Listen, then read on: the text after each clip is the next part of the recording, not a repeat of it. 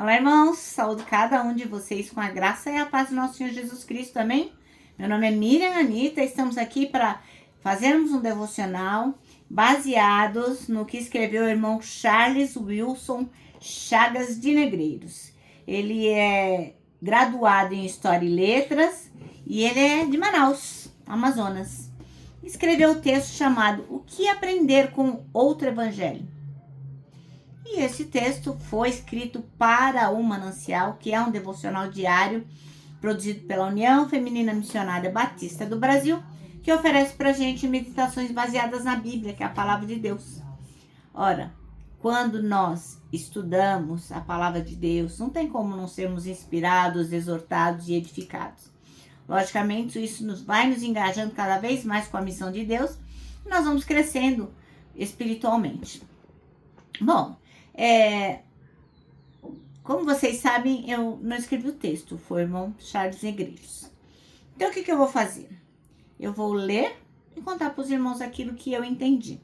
Antes de iniciarmos com a oração, vou pedir aos irmãos aí que compartilhem este vídeo, que é sempre muito curtinho, é sempre muito singelo, mas é a palavra de Deus que pode ser divulgada através de você, meu irmão. Então, isso é responsabilidade sua. E a minha, eu estou aqui fazendo, que é a gente fazer juntinho o nosso devocional. E eu também compartilho com outras pessoas, tá bom? Então vamos orar e pedir ao Senhor que nos oriente para que a gente possa compreender aquilo que o Senhor tem para nos dizer. Senhor Jesus, em teu nome pedimos que nós possamos compreender que devemos estar atentos para o verdadeiro evangelho. Que nós possamos estar atentos para todas as ciladas que possam vir a acontecer. Obrigada, Senhor, por esse momento, por esse devocional. Ensina-nos que nós tenhamos corações ensináveis.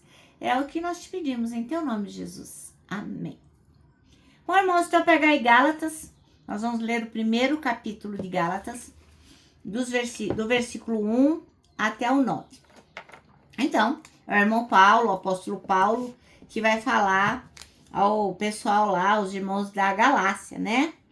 E a gente vai começar com a saudação dele, e aí ele vai falar sobre coisas que estavam acontecendo lá. Paulo, apóstolo, não da parte dos homens, nem por intermédio de qualquer ser humano, mas por Jesus Cristo e por Deus Pai, que o ressuscitou dos mortos. E todos os irmãos que estão em minha companhia e as igrejas da Galácia. A todos vós, graça e paz da parte de Deus, nosso Pai e do Senhor Jesus Cristo, que se entregou voluntariamente pelos nossos pecados, a fim de nos resgatar deste atual e perverso sistema mundial, segundo a vontade de nosso Deus e Pai, a quem seja dada toda a glória pelos séculos dos séculos. Amém. Estou chocado de que estejais os desviando tão depressa daquele que vos chamou pela graça de Cristo para seguirdes outro evangelho, que na verdade não é evangelho. O que acontece é que algumas pessoas vos estão confundindo com o objetivo de corromper o evangelho de Cristo. Contudo, ainda que nós ou mesmo um anjo dos céus vos anuncie um evangelho diferente do que vos pregamos, seja considerado maldito. Conforme já vos revelei antes, declaro uma vez mais: qualquer pessoa que vos pregar um evangelho diferente daquele que já recebestes, seja amaldiçoado. Amém?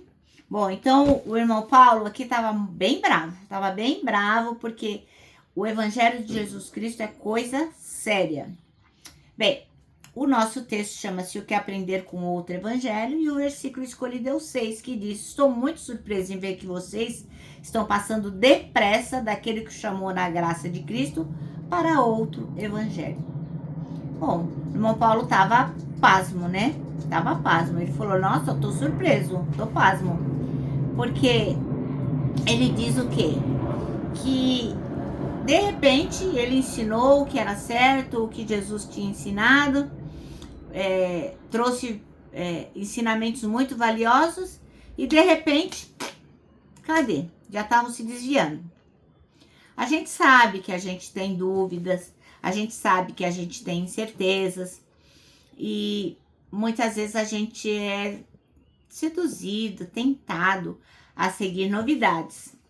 É muito fácil, principalmente hoje em dia, né, com a internet, com a divulgação de tantas coisas, a gente considerar esses cristãos aqui da galáxia como bobinhos. Falar, imagina, não tem nem discernimento, olha que tolos. O apóstolo Paulo lá pregou para eles e eles já se desviaram. Ah, que gente infantil, bobinha. Mas, olha só, a gente é assim também. Porque a gente também é tentado para deixar o evangelho de Jesus Cristo e começar a olhar para outras coisas. É uma coisa que a gente tem corrido o risco realmente, né? Então, por exemplo, que tipo de outras coisas? Por exemplo, pessoas que dizem assim, ah, eu sou cristã, mas aquele fulano lá não vai para o céu porque ele não faz caridade. E sem caridade não há salvação. Não é o que a palavra diz.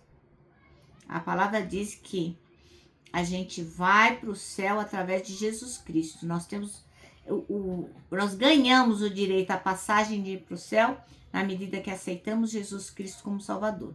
Até porque, né, Jesus deixou bem claro para aquele homem que estava ao lado dele na cruz, que foi condenado como bandido, que não teve tempo de fazer nenhuma boa obra, ele falou, hoje você vai estar comigo no paraíso.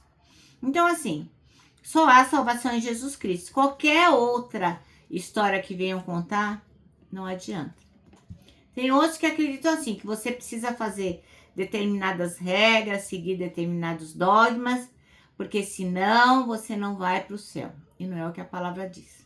Então, de novo, Jesus Cristo está sempre falando lá na Bíblia que ele é o caminho, ele é a verdade, ele é a vida. Então, você não precisa fazer nada diferente daquilo que Jesus está pedindo.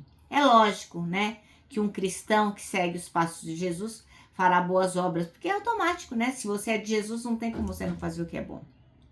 Bom, isto dito, a gente vai vendo que existe um círculo de relacionamentos que também tentam tirar a gente, né, do rumo do evangelho. Tem pessoas que parece que elas trabalham a fim de enganar a gente, para nos atrapalhar, para nos confundir. Ah, isso é bobagem, para que ler a Bíblia todo dia? Não, isso aí não precisa ser desse jeito, não. Que nem eu ouvi de uma pessoa um dia desse que ela disse assim, não, eu sou cristã sim, mas seguir tudo que tá na Bíblia também menos, né? Não precisa de tudo isso. Então, assim, as pessoas querem sim deturpar.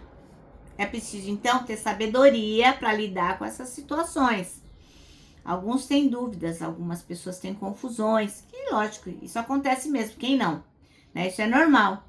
Mas uma boa orientação vai resolver tudo isso. É só você estar firmado na palavra, né? Se você conferir, né? Como diz a palavra lá, os bereanos eram melhor que os outros. Porque tudo que o irmão Paulo falava, eles iam lá ver se realmente fazia sentido. Então, é isso que nós temos que estar firmes na palavra. Então, a gente tem que ficar atento para que a palavra de Deus ela não seja deturpada, para que ela não acabe gerando um outro evangelho, né? Para que as pessoas não acreditem, é importante seguir o evangelho e também esse livrinho aqui. É importante seguir o evangelho e também esse dogma aqui. Não, a palavra de Deus diz que quem vai levar você a estar com ele é Jesus Cristo. Então a gente tem que olhar para isso assim de uma forma bem severa e deixar claro que eles estão pervertendo, sim, e estão perturbando. Agora, mas como que eu vou saber? Eu não tenho sabedoria. A palavra também diz isso. Se você não tem sabedoria, pede a Deus, ele dá assim, ó, de montão. Então a gente pode constatar que uma boa argumentação bíblica é fundamental. E como que nós vamos ter uma boa argumentação bíblica? Lendo a palavra. Porque não adianta você não ler a palavra e depois querer argumentar. Não, aí você vai acabar caindo no laço de qualquer pessoa, porque você não sabe debater, né? Então, as armas do combate pela verdade, elas não são carnais. vê lá em 2 Coríntios 10, 4. Diz assim, ó. As armas que usamos na nossa luta não são do mundo, são armas poderosas de Deus, capazes de destruir fortalezas. E assim, destruímos ideias falsas. Então, é importante que nós usemos esse tipo de arma, a palavra de Deus. Porque senão nós não vamos conseguir vencer. O irmão Paulo, o apóstolo Paulo, ele tinha experiência de uma vida transformada. Ele tinha conhecimento, ele tinha vínculo, ele era diligente com a palavra, ele tinha cuidado com a palavra, ele tinha uma vida de oração, ele tinha uma vida de serviço, além, lógico, né, do testemunho, de tudo que ele sofreu pelo evangelho, por causa da sua vocação. Essas são armas importantes para quê? Para que nós cristãos possamos combater as vãs doutrinas, esses outros evangelhos. Então, se a gente não se apegar a essas disciplinas espirituais, realmente vai ficar bastante difícil. Logicamente, o método pode variar. Alguns fazem como a gente faz aqui, fazemos um devocional toda manhã. Sempre que temos alguma dúvida, buscamos lá na internet ou com um irmão mais intelectual na palavra de Deus. A gente frequenta o culto, a gente tira as dúvidas, enfim. O método não importa. O importante é que nada do que está sendo dito atualmente possa tirar a gente de sermos constantes na palavra de Deus, sermos constantes no evangelho. Então, nós temos que manter os nossos princípios. Não importa o recurso, a estratégia, mas os princípios cristãos nós temos que manter. Amém? Bom, nosso manancial termina assim, ó. O evangelho pode ter variação no método, jamais, porém, na sua essência. Agora eu vou terminar deixando aqui meu abraço diário de urso, ó. Lembrando que para nós que sabemos que não há outro evangelho a não ser o de Jesus Cristo, para nós o abraço dá super mega certo. Lembra também do que está em 1 Tessalonicenses 5,9, que diz assim: porque Deus não nos destinou para a ira, mas para recebermos a salvação por meio do nosso Senhor Jesus Cristo. E agora eu me despeço com a frase do ano, que é a seguinte: não tema, independente da situação. Sabe por quê? Deus já está lá.